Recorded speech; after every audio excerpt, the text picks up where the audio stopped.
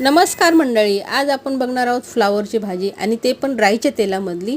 हे बघू शकता, राईचं म्हणजे मोहरीचं तेल आहे. हे मोहरीचं तेल मी 2 चमचे टाकलं आहे कढईमध्ये.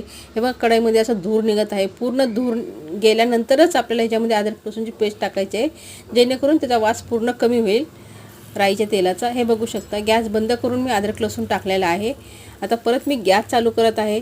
अद्रक लसूण व्यवस्थित आपल्याला लाल होईपर्यंत परतून घ्यायचा आहे. बघू शकता तुम्ही, याच्यामध्ये टाकलेलं आहे मिरची पावडर आणि हळद पावडर टाकले आणि थोडंसं मीठ टाकलेलं आहे. बघू शकता, हे व्यवस्थित छान असं परतून घ्यायचं आहे.